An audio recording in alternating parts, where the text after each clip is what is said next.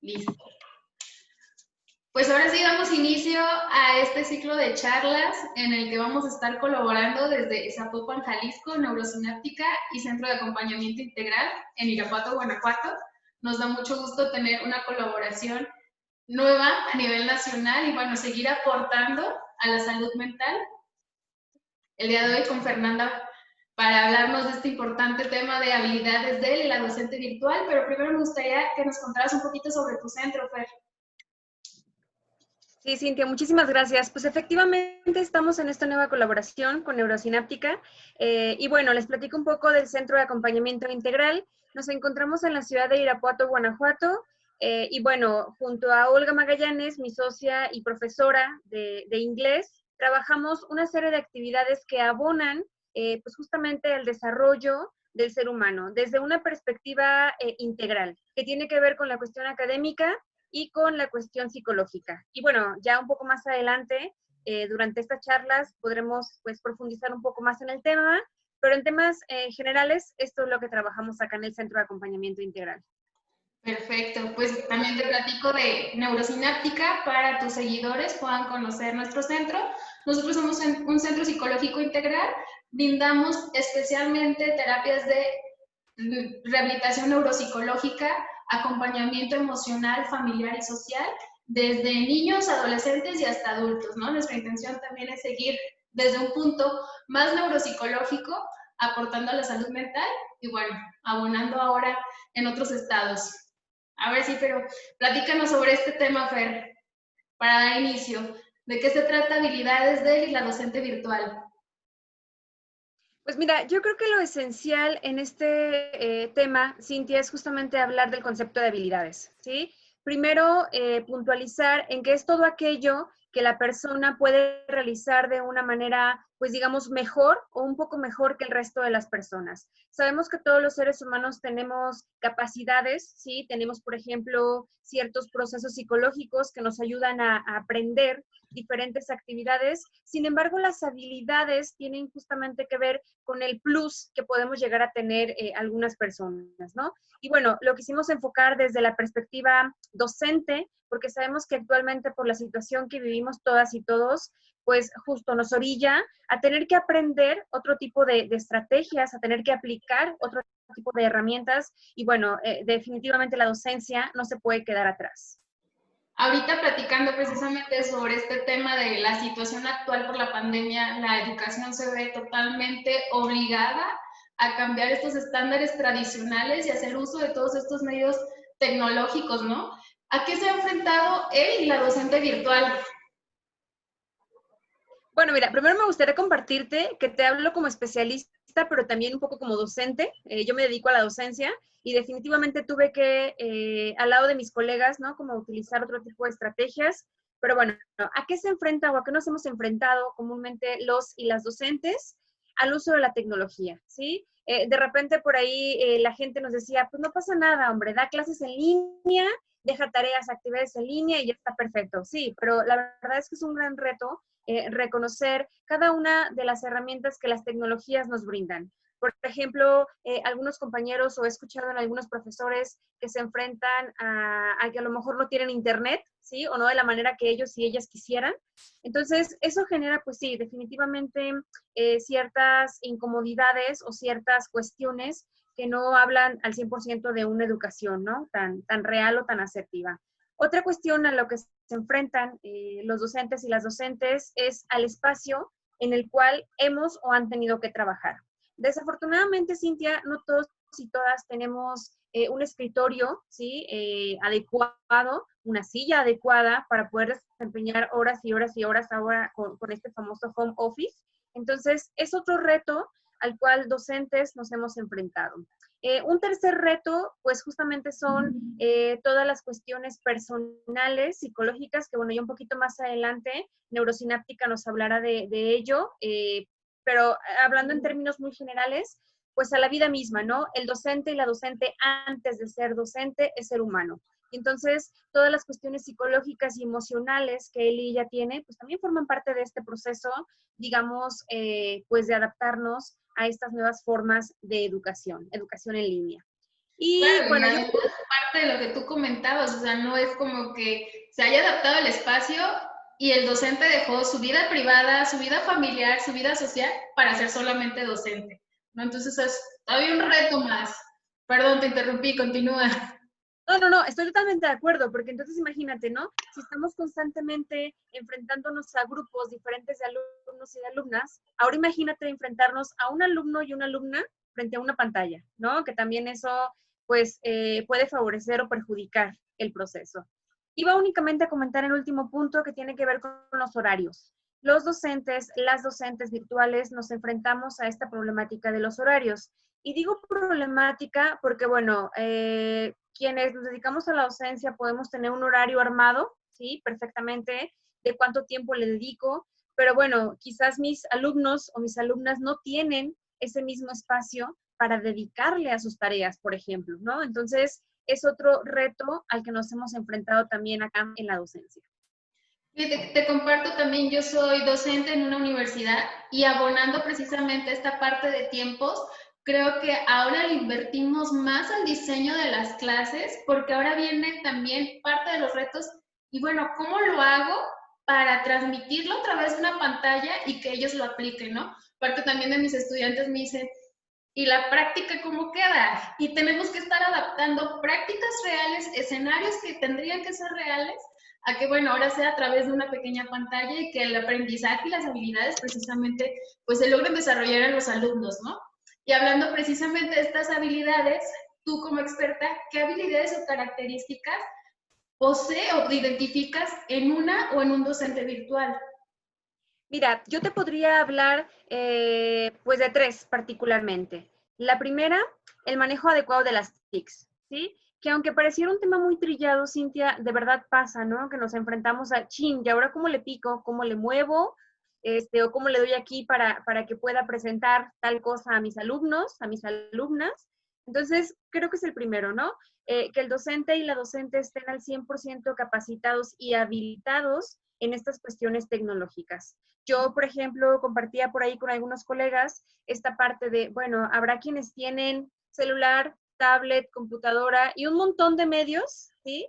Tecnológicos para poder pues, utilizarlos, y habrá otros y otras que no, que tenemos solamente un celular con el cual mediamos mensajes, ajá, y bueno, la gente podría decir, ay, no, qué exagerada, en el 2020 ya todos y todas manejamos perfectamente un celular, pues resulta que no, ¿sí? No todos los docentes, no todas las docentes tenemos esa habilidad desarrollada y pues bueno, insisto, es algo que tenemos que definitivamente entender, ¿no? Y procesar en esta cuestión. El segundo elemento, la comunicación asertiva. Cintia, ya me comentarás ahorita para ti como qué tan fácil ha sido el comunicarte asertivamente con los alumnos y las alumnas, ¿no? Sabemos que pues el comunicarnos de manera escrita pues puede traer como ciertos obstáculos, ¿no? Que se malentiende el mensaje, que a lo mejor la persona lo interprete de otra manera. Y entonces otra habilidad primordial es que los y las docentes seamos asertivos a la hora de comunicarnos con nuestros colegas, con nuestros directivos y también con nuestros estudiantes. ¿Tú qué piensas de esto? Sí, totalmente de acuerdo. Abonando parte de lo que ahorita estoy trabajando, una de mis materias es teoría y técnica de la entrevista, ¿no? Entonces, estoy formando psicólogos para que sean expertos en el manejo de la entrevista y justo estamos hablando de la comunicación no verbal, de cómo además varias de nuestras herramientas han sumado, por ejemplo, ahorita tenemos en el WhatsApp o en Facebook estos famosos stickers, los emojis, pero eso en otras plataformas no necesariamente están o muchas veces no damos a entender el mensaje y el objetivo de las actividades. Parte de lo que nuestros alumnos nos han comentado en el centro universitario es que son muchas actividades, es mucho por desarrollar, es mucho por hacer, cuando realmente creo que la mayoría de los docentes lo que ahorita estamos diseñando son actividades muy estratégicas para que realmente se den estos objetivos. Sin embargo, sí, o sea, el lenguaje es una merma increíble entre lo que yo como profesora quiero decir, lo que realmente transcribo y lo que realmente mi alumno logra interpretar, ¿no? Sí, de hecho es muy complicado porque, bueno, no sé, yo creo que en el aula podemos controlar un poquito más esta cuestión de la comunicación, ¿no? Si hay una duda, se resuelve en el momento. Pero ¿qué pasa si mandamos una tarea en línea y el chico o la chica ve la tarea, no sé, hasta 4 horas después y la duda le surge hasta 10 horas después, ¿no? Entonces es también como un reto al que nos hemos enfrentado. O también parte de lo que logramos hacer ahora, hay muchas ocasiones que el aprendizaje suele ser significativo o suele ser comprendido por los comentarios y la retroalimentación que realizan los demás compañeros, que ahora, híjole, no lo tenemos. Beneficioso cuando podemos hacer una videollamada y interactuar realmente con y cada uno de los alumnos y alumnas, pero cuando es tal cual a través de una plataforma, esta interacción y este aprendizaje social no se da. Entonces, aún merma un poco más el aprendizaje que se busca desarrollar en cuanto a habilidades y capacidades, ya no hablando solamente de conocimientos, ¿no? Sí, claro, por supuesto. Y ya lo decías, ¿no? La parte de la práctica. Bueno, podemos aventarnos un montón de actividades virtuales, la parte teórica, pero ¿qué hay de la práctica? Pero bueno, voy a cerrar esta pregunta con un último punto que tiene que ver con el autoconocimiento. Una de las muchas habilidades que también el docente debería de poseer o de desarrollar en esta dinámica virtual es el autoconocerse. Si yo, por ejemplo, que es lo que tú y yo acabamos de decir, ¿no? Si yo, por ejemplo, Fer Robles, reconozco que no soy tan buena para escribir un mensaje, entonces a lo mejor utilizo, no sé, un mensaje en video que después pueda mostrar a mis alumnos y alumnas, y de esa forma, pues bueno, insisto, seguir buscando estrategias que se adapten a mi conocer, que se adapten a mis habilidades, pero que también puedan adaptarse al resto de mis alumnos y alumnas. Porque pasa algo muy curioso, Cintia. Puede ser que tú y yo como docentes tengamos ya nuestra estructura virtual perfectamente diseñada, pero nos damos cuenta de que tenemos en el aula alumnos y alumnas con un estilo de aprendizaje diferente, ¿sí? Y ahora quienes digan, está perfecto, la maestra Cintia, la maestra Fer me envió la actividad en línea, la subo y ya está, no pasa nada. Y habrá otros que digan, no, yo necesito que la maestra Cintia me lo exprese verbalmente. Ajá, yo necesito que la maestra Fer esté ahí conmigo diciéndome si voy bien o si lo estoy trabajando de manera adecuada. Y bueno, también es importante señalar esa cuestión. Sí, totalmente de acuerdo contigo.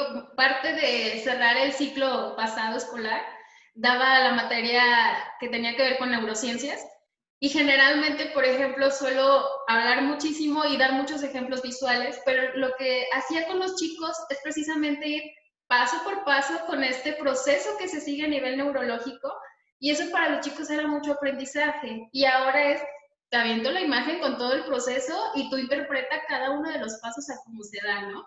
Vuelvo a lo mismo, si bien nos va, pues tenemos la clase virtual y podemos irlo explicando, si no, aquí está la imagen y complementa con videos de otros expertos en la materia que si bien pueden beneficiar, en muchas otras ocasiones pueden no ser tan beneficioso por el lenguaje que se maneja. A final de cuentas son tecnicismos y los docentes también lo que solemos hacer es desmenuzarles para que el aprendizaje sea significativo, ¿no? Hablarles tanto en términos técnicos como en términos sencillos. Oye, Fer, aquí me surge una pregunta. ¿Cómo podemos saber si el docente o la docente cuenta con herramientas y habilidades, tanto internas como externas, para proporcionarnos estas clases o este acompañamiento en línea? Bueno, mira, aquí me parece que es importante también tomar en cuenta la administración de la escuela, ¿no? La administración del instituto, del colegio, del espacio educativo en el cual se esté trabajando. Es decir, que el trabajo no solamente es docente, alumno, alumna, sino que también los procesos administrativos y, bueno, la gente que se encarga de estos procesos tenga una participación, ¿no? ¿Podría utilizarse una evaluación diagnóstica? Que obviamente, insisto, esto tendría que hacerse a través de las cuestiones administrativas, ¿no? Yo como directivo, como directiva, identificar, ok, tengo 50 profesores en mi planta docente, 50 profesoras, y de esos 50, ¿cuántos tienen internet, computadora, ¿sí? ¿Cuántos de ellos tienen acceso fácil a esas plataformas? ¿Cuántos de ellos están capacitados o habilitados para el uso de esas plataformas? Entonces, primero, una evaluación diagnóstica, que bueno, creo que en ese punto tú y yo sabemos que es tan importante, ¿no? Una evaluación diagnóstica, antes de decir, a ver, Cintia, lánzate una clase en línea y ocupo estos resultados. Ok, sí, espérame, pero ni siquiera sé qué plataforma voy a utilizar. ¿Por qué? Porque no hubo un estudio previo, ¿sí? Entonces, primer punto. Segundo punto, el seguimiento. ok, ya te di las herramientas, ya estuve yo visualizando qué sí tienes, qué no tienes, te voy a seguir acompañando en ese proceso. Híjole, ¿qué crees? Que Cintia, por X o Y razón, resulta que se quedó sin internet y entonces, pues, ¿qué va a hacer, no? ¿Cómo le va a hacer? ¿Qué estrategias nuevas va a utilizar para poder, pues, darle seguimiento a este proceso de enseñanza-aprendizaje? Y el último punto, pues, una encuesta final, una evaluación final, ¿sí? ¿Cómo puedo yo visualizar a mi docente en un principio, en esta evaluación diagnóstica que yo realicé? ¿Cómo fui capacitando? ¿Cómo fui siguiendo? ¿Cómo fue el proceso? Y al final, ¿qué se obtuvo como resultado? ¿Sí? Creo que son como los 3 puntos primordiales que sería importante trabajarlos en esta dinámica. Excelente, y de hecho creo que no queda lejos de a cómo se diseñan los planes pedagógicos. Al final de cuentas, siempre como primera necesidad, hablando del sistema educativo, viene la evaluación de necesidades, el acompañamiento al dotar todas estas capacidades y por último, bueno, ¿qué resultados tuviste tanto para continuar replicando o para cambiarlo, ¿no? Y ¿Mejorar? Así es. bueno, esos en general son como los factores externos de parte de lo que lleva también como equipo, el equipo el equipo institucional de la escuela, ¿no? ¿Qué factores internos del docente o de la docente abonarían precisamente a este acompañamiento académico en línea? Okay. Primero, y creo yo el más importante, y bueno, tú como psicóloga también creo que no me dejarás mentir, autoconocernos, ¿sí? Cuando yo me autoconozco y cuando yo reconozco, aparte de mi vida como profesionista, de mi vida académica, también es importante reconocer mis valores, reconocer, por ejemplo, y bueno, me parece muy importante, también la ética y el profesionalismo, ¿sí? Que es una de las factores internos que también como docentes tendríamos que manejar a la perfección. Bueno, no la perfección, exageré un poco. Deberíamos de manejar de manera congruente, ¿sí? Porque luego me he encontrado con algunas personas, y no nada más del espacio docente, sí, que, híjole, dices, caray, ¿no? A lo mejor sabes mucho, pero en la práctica no eres tan bueno o tan buena. Y me refiero más bien a la práctica en relación a la explicación, ¿sí? Por ejemplo, yo tuve en la prepa algunos profesores que se dedicaban a la medicina, que eran odontólogos, que eran biólogos y que eran excelentes en su rama, ¿no? En su profesión. Pero a la hora de la docencia, de la pedagogía, como decías tú, híjole, había como un montón de fallas, ¿no? Entonces, creo que es importante también yo como docente reconocer cuáles son mis alcances y reconocer pues también qué me hace falta, ¿no? ¿Cuáles son mis áreas de oportunidad?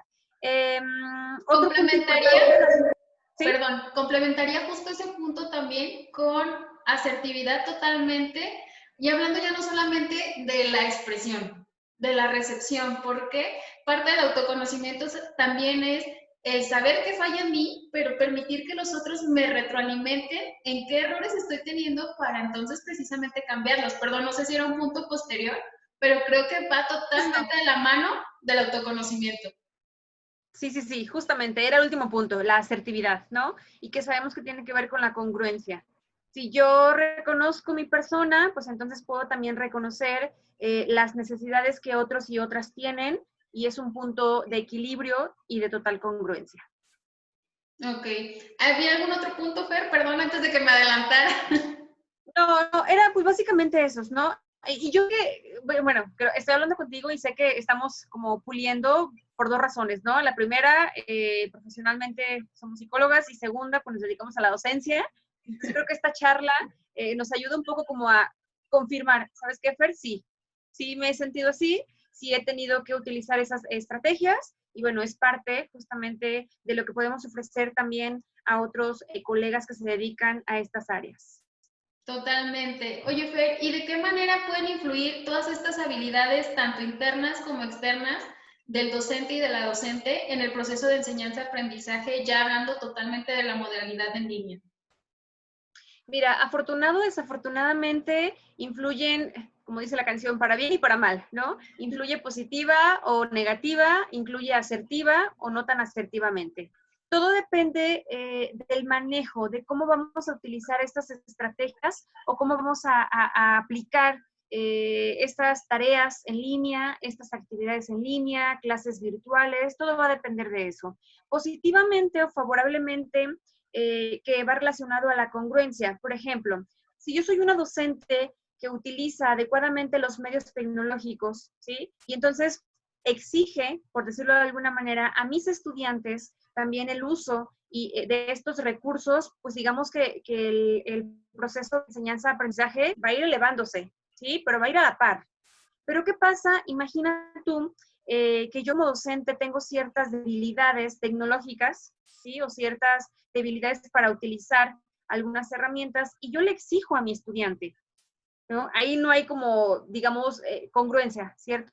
Entonces, eso va a debilitar o eso va a perjudicar el proceso de enseñanza-aprendizaje, ¿no? Entonces, me parece que es muy importante como ir trabajando a la par. Ok, yo como docente, ¿qué tengo? Yo como docente, ¿qué ofrezco? Pero también en ese punto, mi estudiante, ¿qué ofrece? Mi estudiante, ¿a qué se va a hacer responsable? Y entonces, generar ese vínculo, pues, lo mejor posible para el estudiante. Porque hay una cosa muy importante en este proceso, es muy común, Cintia, que hablemos principalmente del estudiante, ¿no? Como el receptor de todo ese conocimiento o de todo ese aprendizaje. Pero no sé tú, la verdad es que yo también aprendo mucho cuando me escucho hablar, ¿no? También aprendo mucho cuando escucho la participación de mis estudiantes y bueno, eso, insisto, creo que fortalece favorablemente el proceso de enseñanza-aprendizaje.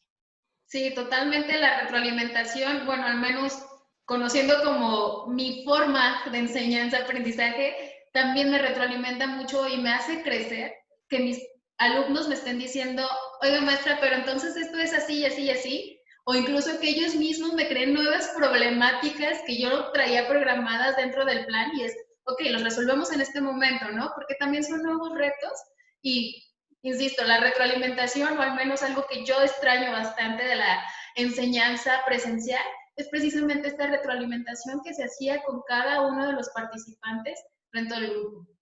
Y sí, abonando Sí. también en este crecimiento de aprendizaje alumno, profesor y profesora, algo que me sorprendió, por ejemplo, parte de unas actividades que yo les asigné a mis alumnos es, ustedes van a crear una actividad para retroalimentar el tema que vimos, ustedes sabrán cómo lo hacen, ¿no?